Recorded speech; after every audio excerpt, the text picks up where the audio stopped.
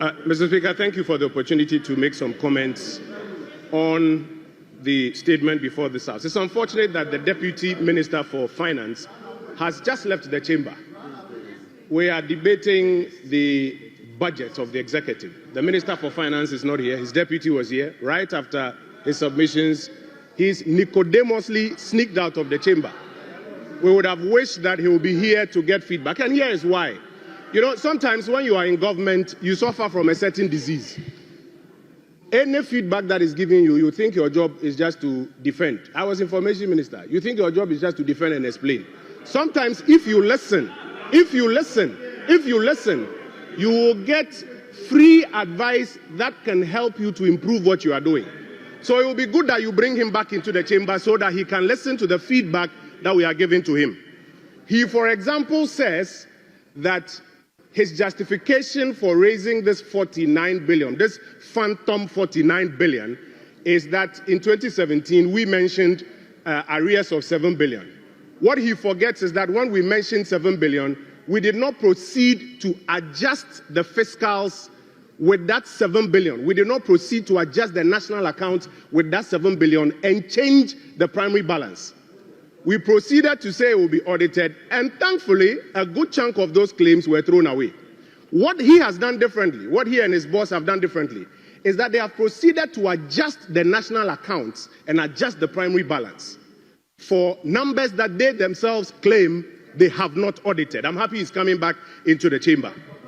So the difference is that you have proceeded to adjust the national accounts with figures that you are confessing you have not audited. Who does that? And that is why we are telling you to hasten slowly. Mr. Speaker, he says they have indexed leap to inflation. He goes on to say that they have provided dedicated funding for free SHS. Honorable Deputy Minister, you did not index leap to inflation. The MPP government that just did indexed leap to inflation. You did not do it. You did not do it. Don't take credit for what you haven't done. Also, you claim there was no dedicated funding for free SHS, and you question whether the erudite Abeno Osei-Asare has read the budget. I regret to inform you, you probably haven't read your own budget. You haven't read your own budget. Because if you have read your budget, you will find out that the dedicated funding for free SHS was a goods and services allocation of ABFA. Honorable Deputy Minister, ABFA. What you have done, and again, you tell the people of Ghana that you have uncapped NHIL and GET Fund. That's not true. Let me show you why it's not true. It is the Earmarked Funds Capping and Realignment Act. What that law says is that you cap 14 funds. And if you find that any fund requires its full allocation, you restore. That's what you have done. If you wanted to uncap, you know what you do? You repeal the whole legislation. Why have you not uncapped all the 14 funds? Will be nothing to write home about. You told us between pages 3 and 22 of your manifesto that your economic program, Honorable Deputy Minister, let me have your attention. You told us that your economic program will be built on 3 foundational pillars: the economic transformation agenda, the economic recovery program, and the 24-hour economy. Right at the dispatch box, your boss, the finance minister, has admitted that the 24-hour economy part of it, they are not ready to even lay it before this House. Sunday, you brought in Mr. Guzitando to do an informal presentation, and he himself admitted that he has some further work to do, and then he will bring it here. You have brought us an economic policy. The economic recovery program, that's the foundation. The economic transformation agenda, that's the foundation. The 24-hour economy, that's the foundation. You have not finished preparing it. Who built the first floor when they haven't built the foundation? Which contractor built the first floor when they haven't built the foundation? And let me show you the effect. That is why when we go into your economic policy, there's no coherence with your manifesto. You made 273 economic promises in your manifesto, 273 of them. If we prorate your 4-year period, each year you should be doing about 68 of them. Do you know how many of your economic promises you have responded to in this first economic policy? Do you know the number? I'm not sure you have read the budget. You haven't counted.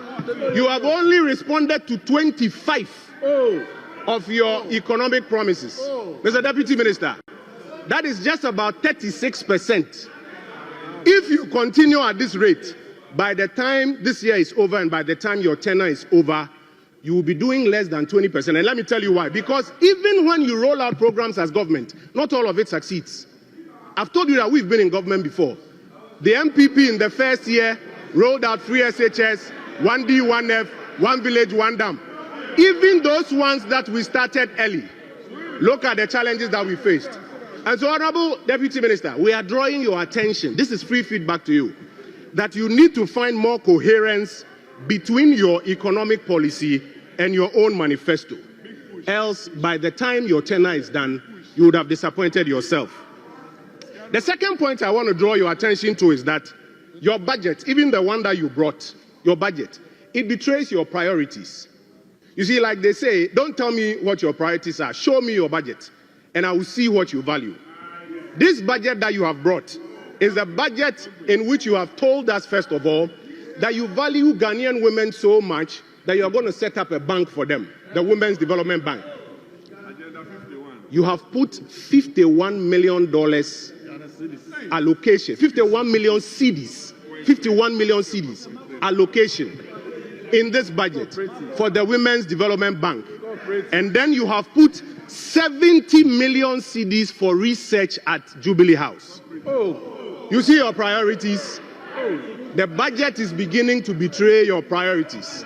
You give all of the women in Ghana who are looking for this bank 51 million, and then you give research at the office of the president 70 million Ghana cedis. You are beginning to see your priorities. Honorable Deputy Minister, you told us that something has happened that's never happened. The president has gone to negotiate minimum wage. How much? 10%. By the way, the previous administration did way better, 25% plus. But while you are increasing minimum wage by 10%, you have increased the compensation budget at the Office of Government Machinery by over 720%. Over 720%. This is what the leader of the minority said, that very soon we will see the true colors of the umbrella. You see, your priorities are beginning to show. You need not less than about 1 billion Ghana cedis to close the infrastructure gap within senior high schools. You say you don't have fiscal space, you don't have money for it, but you have found 4.1 billion cedis to buy gold. Gold that was being bought from liquidity that was being brought into the jurisdiction by foreign companies that wanted to buy the gold.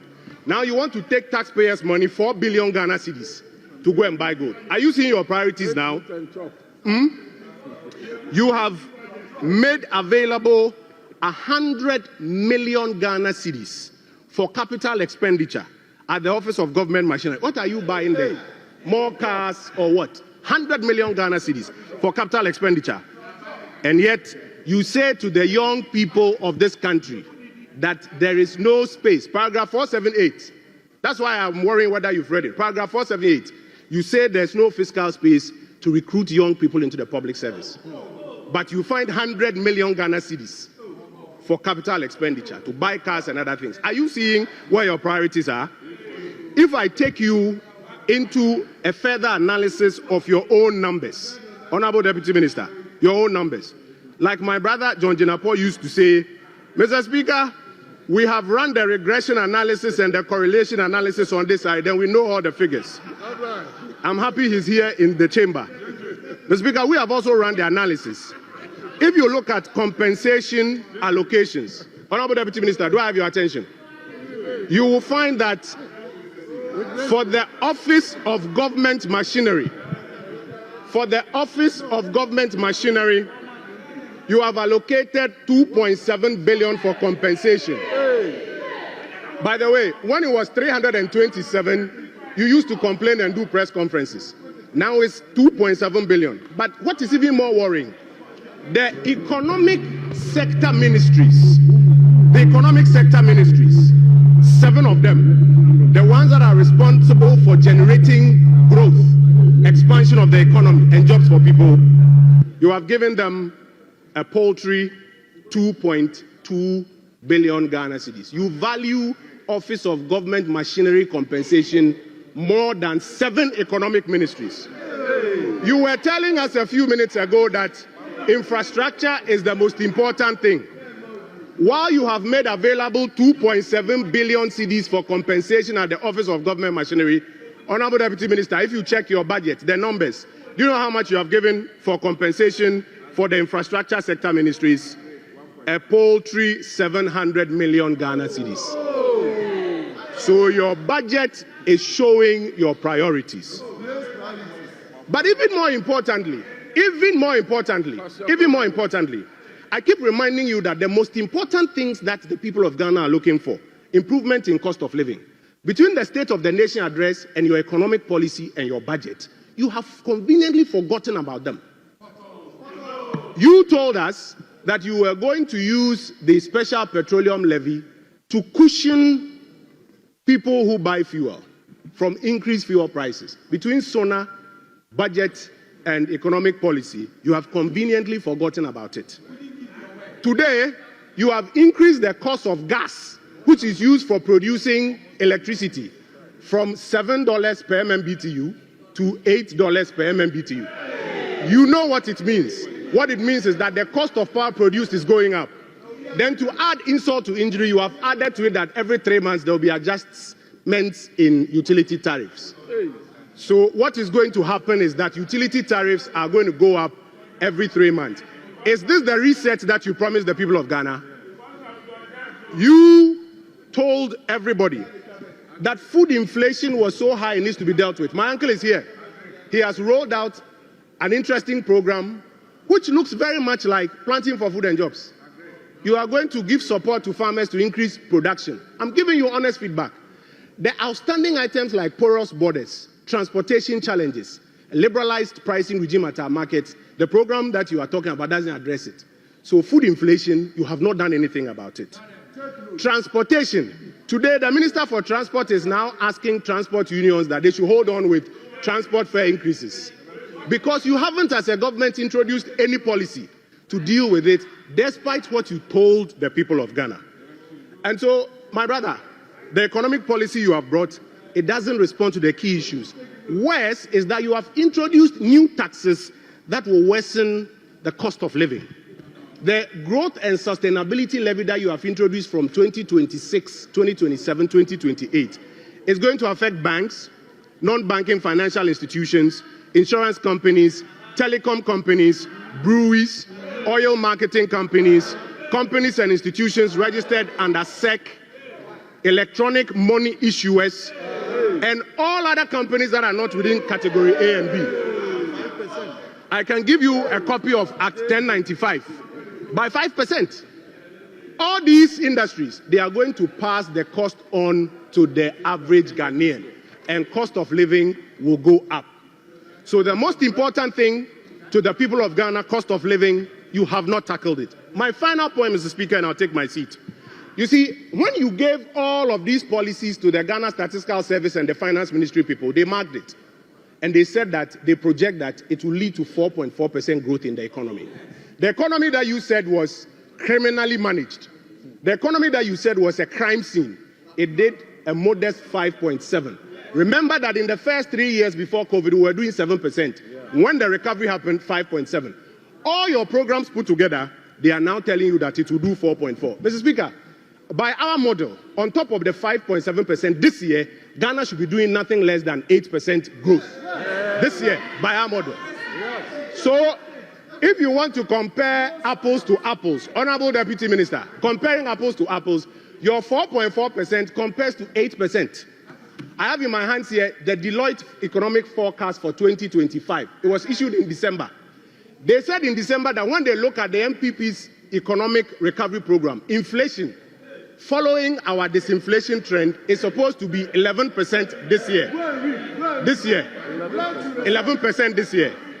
You promised a reset that you are going to do better than us. What is your figure? The same 11%. How? You should be doing 7%. Yes. Don't forget that in 2019, the MPP did 7.9% inflation. This is after 2 years of single-digit inflation. And so respectfully, I beg of you, if you listen to the feedback, your overall performance, as is being marked by the Finance Ministry and the Ghana Statistical Service, you need to up it a little more. Mr. Speaker, I will conclude by these comments. In fact, some more data we have. The Office of Government Machinery used to be the 7th highest expenditure item. Today, because you have inflated it, it is now the 5th highest. It is higher. It is higher.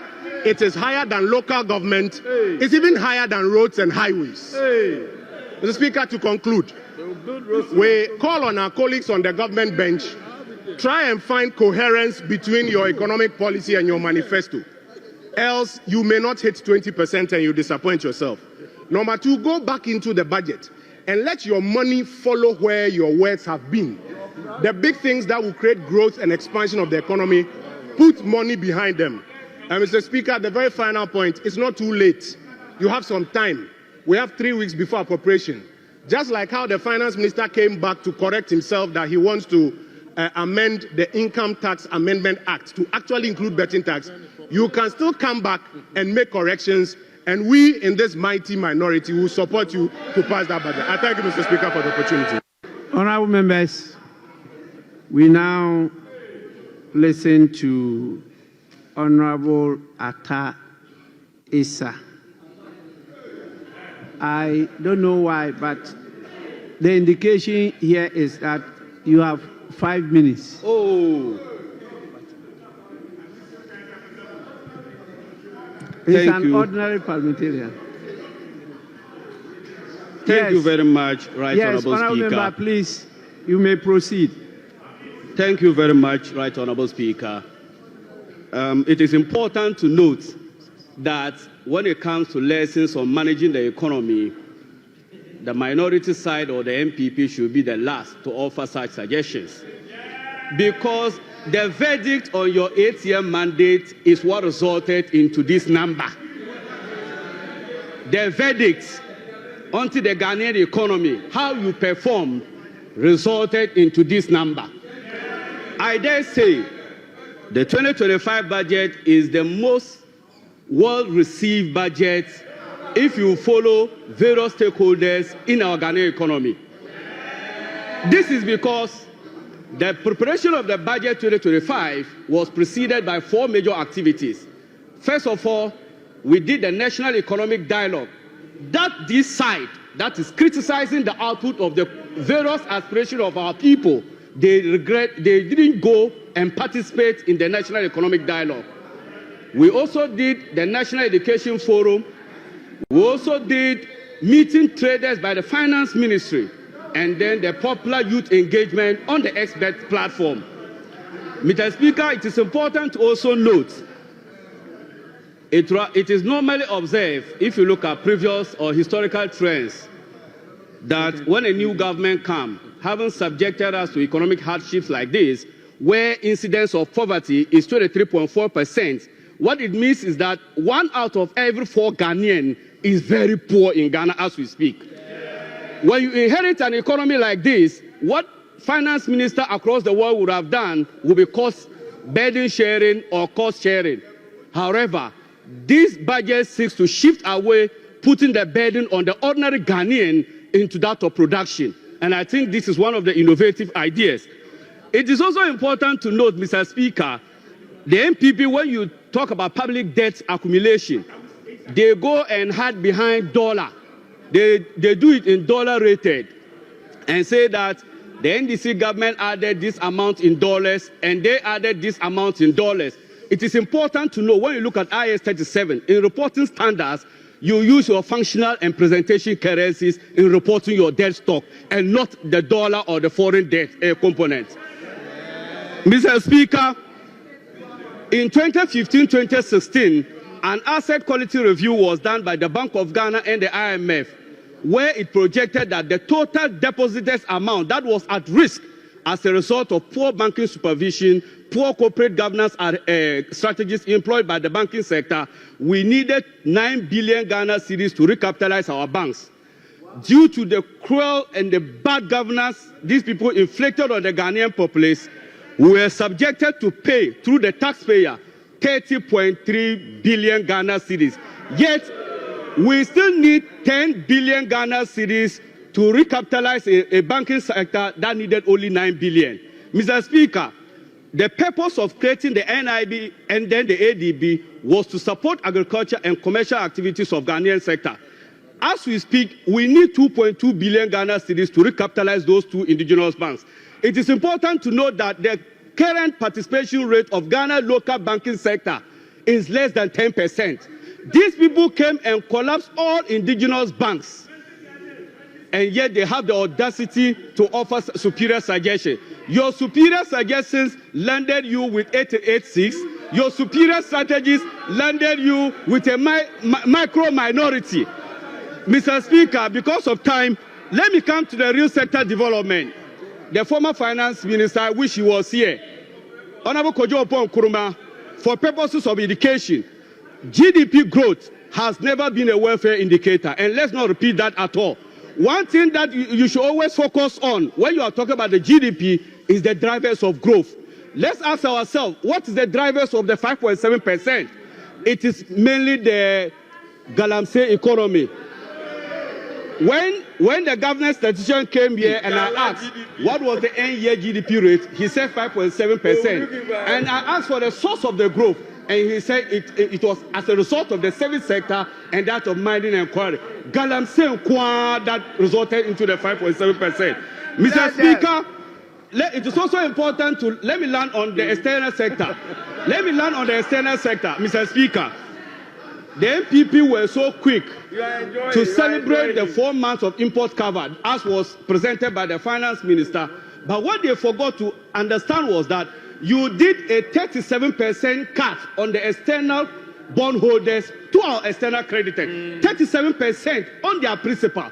So if you were not servicing your debt as a result of the debt suspension policy that you did in 2022, 2023 and 2024, you were not servicing your external debt. So why won't you have enough reserve in your external sector?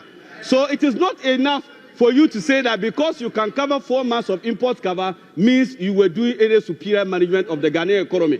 I already said initially, as for the verdict as to how the MPP managed the economy, the jury is out there. And the jury is that President John Dramani Mahama won the election with the largest electoral defeat ever to be suffered by a political party. And I think that it is a period of reflection that you must learn. Despite all the excuses you are giving, Ghanaian people saw through the deception. And no more deception to the Ghanaian person. The average Ghanaian knows that 2.3 million Ghanaian people cannot afford 3 square meals. That is the bread and butter issue that this budget seeks to do. Thank you so much, Mr. Speaker. I'm grateful.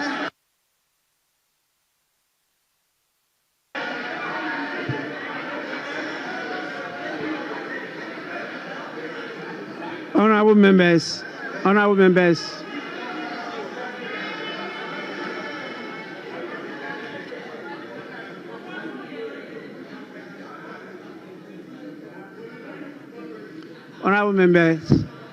I think the Honorable Atta Issah did very well. Your submission was within the 5 minutes. And we should encourage people to do so. Honorable members, just a few minutes for me to communicate to you some information from the presidency.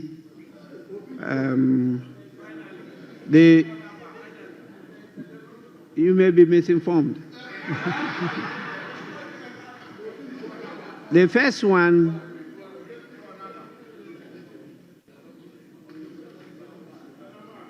had to do with the nomination of the administrator of the Disgrce Assembly Common Fund. You recall a few days ago, I think almost 2 weeks, I read an earlier communication. That one dealt with appointment as acting. But this one is dealing with the nomination for your prior approval. It's dated 10 February, which meant there was some problems with it getting to my office. We got it just yesterday, and it reads, nomination of administrator of Disgrce Assembly Common Fund. In accordance with Article 2524 of the Constitution of the Republic of Ghana, 1992, I submit through you to Parliament for approval the appointment of Mr. Michael Harry Yamson as the administrator of the District Assembly Common Fund. The nominee's credentials and record of service demonstrate his competencies to support the government's agenda and serve the people of Ghana effectively. Attached is a copy of his curriculum vitae. Accept, Mr. Speaker, the assurances of my highest consideration. John Dramani Mahama.